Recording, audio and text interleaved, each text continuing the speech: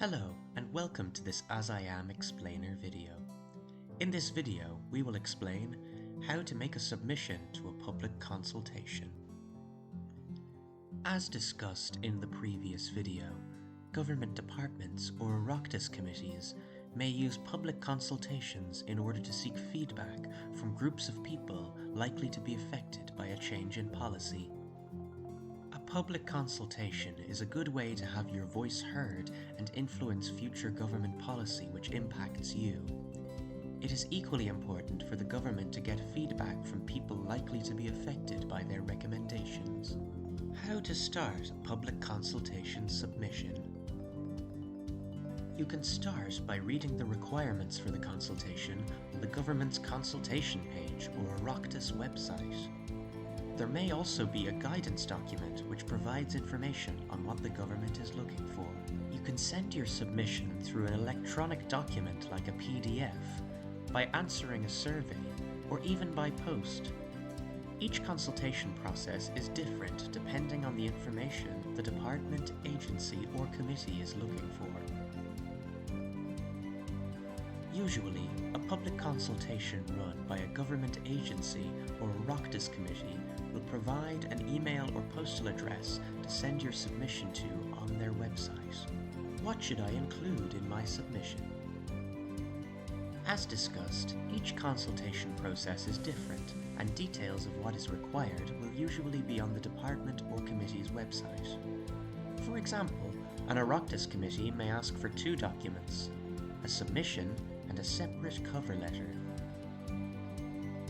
In a cover letter, you will need to include your name, email address, and phone number, a short description of why you are submitting, whether you're willing to participate in a public session of a committee meeting, and if you would prefer your name and details not to be published. In the submission document, you can include a brief introduction of who you are and your experience of the particular issue. You can demonstrate your experience further by detailing how long you have been active about the issue. If you have worked with any government departments, organizations, or activist groups around this issue, you can mention it in your introduction for the same reason.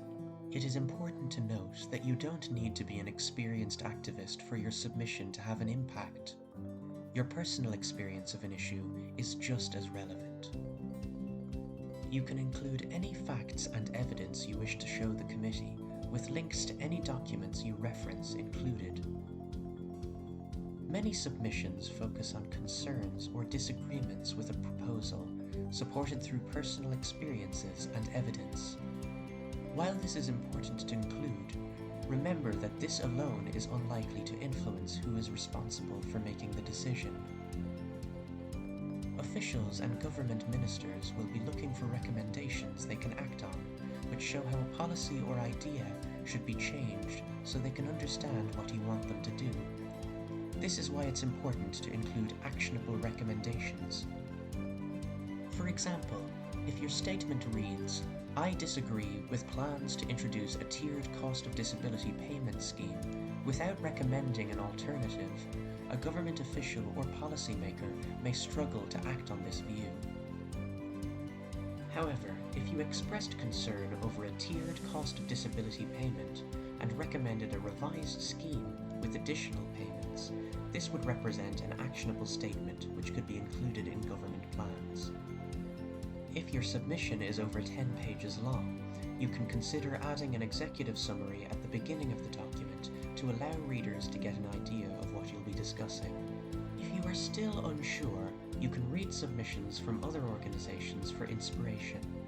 AsIAm and other groups which represent disabled people and their families, or who support our community regularly, write submissions based on their areas of interest. These groups often consult with members of the community most likely to be impacted by policy. Taking part in these consultations is a good way to add your voice to their submissions and strengthen them. These submissions come from extensive research, provide large amounts of evidence, and are written in persuasive language with actionable recommendations. You can use these as inspiration or sources of evidence for your own submission. This will allow you to make submissions without having to do as much research, but also gives more support to an organization's recommendations. The more a particular recommendation is made, the more likely it is that a committee or minister will act on it. What will happen to my submission? You will receive an acknowledgement that your submission was received within 2 working days. If your submission is to an Oireachtas committee, then it will be given to each member of the committee. The committee will then consider your submission and will decide if they want more information from you. You will be updated with any decision they make about your submission. If your submission is to a government department or state agency, you may receive an email or be notified when the report is published. In some cases, your ideas may be included in the final report to government, and your contribution may sometimes be recognised by the department or agency within the report, or published with your permission. Thank you for listening to this AsIAm explainer.